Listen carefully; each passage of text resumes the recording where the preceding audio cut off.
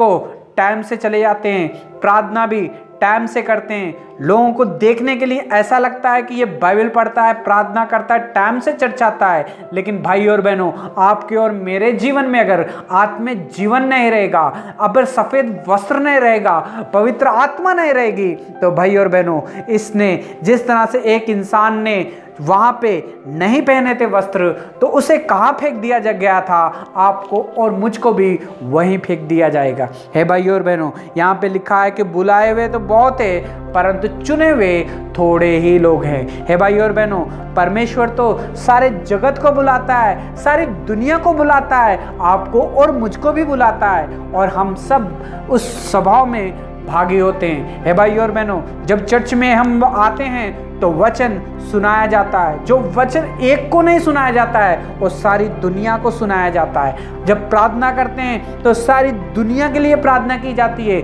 जब चर्चों में खाना बनता है, किसी एक इंसान के लिए नहीं बनता है, वो सब के लिए बनता है। हे भाई और बहनों, वो सारी चीजें हम सब के लिए होती हैं, लेकिन भाई और बहनों, अगर हम वो सब चीजें खा के हम सोचते हैं कि हम परमेश्वर के घर में आए हैं, अब इसके बाद स्वर्ग के राज्य में सीधा पहुंच जाएंगे टाइम से आने के बाद में भी, तो भाई और बहनों, परमेश्वर इस वचन से हमसे बात कर रहा है। परमेश्वर कहता है, क्योंकि बुलाए हुए तो बहुत है, परंतु चुने हुए थोड़े लोग हैं। दिखाने के लिए तो सब लोग वचन को सुनेंगे, परमेश्वर के घर में आएंगे, परमेश्वर के घर में भोजन करेंगे, परमेश्वर के घर में काम करेंगे, लेकिन भाई और बहनों, उनके जीवन अगर बदला नहीं है, अगर उन्होंने उद्धार नहीं पाया है, अगर वो प्रभु यीशु मसीह के लहू से नहीं धुले हैं, अगर उनके अंदर पवित्र आत्मा से नहीं जी रहे हैं, अगर सफेद वस्त्र उन्होंने नहीं पहने हैं, विवाह का वस्त्र अगर उन्होंने नहीं पहना है, तो भाई और बहनों, उनका जीवन जो है, उनके हाथ और पैर बांध दिए जाएंगे और नरक की आग में फेंक दिया जाएगा, जहाँ पे रोना और दांत पीसना होगा। हे भाई और बहनों, अगर आप चाहते हैं कि वाह विवाह में हमें बुलाया है, हम भी शामिल हों और हम सीधा परमेश्वर के साथ जुड़ेंगे, तो भाई और बहनों, जो राजा ने, यानी कि जो परमेश्वर ने हमें जो वस्त्र दिए हैं सफ़ेद, हमें उसे बहुत ही जरूरी है पहन के रखना। यानी कि ये वस्त्र जो है हमें पवित्र आत्मा को दिखाता है, ये वस्त्र जो है प्रभु यीशु मसीह के लहू को दिखाता है, ये वस्त्र जो है हमारा जीवन दिखाता है कि हम पवित्र आत्मा के साथ कैसा जी रहे हैं। अगर हम प्रकाशित का और उसका 3 अध्याय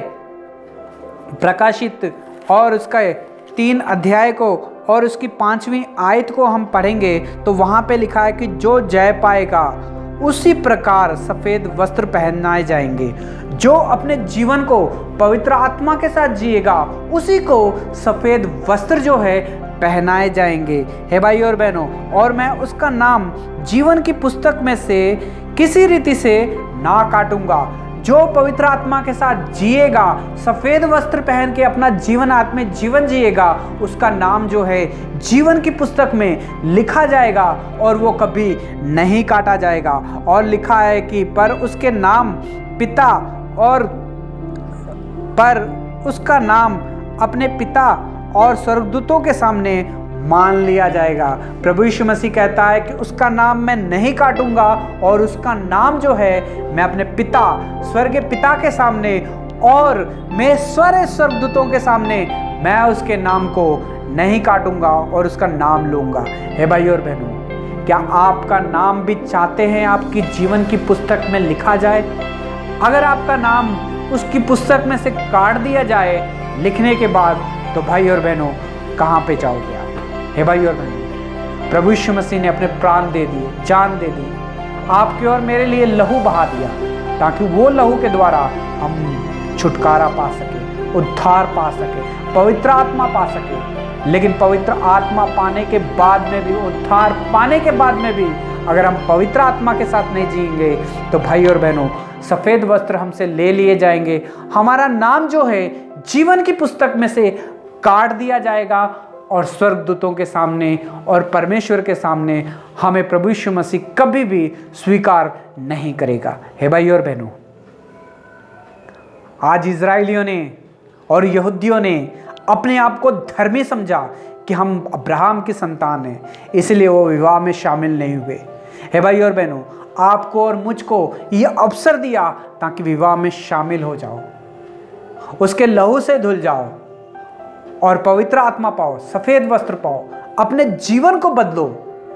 आप अगर उद्धार पाके, नया जन्म पाके, अगर आपका जीवन को आप नहीं बदलते हो तो भाई और बहनों, आप और मुझे भी हाथ और पैर बांध के नरक की आग में फेंक दिया जाएगा, जहां रोना और दांत पीसना होगा। वचन में लिखा है कि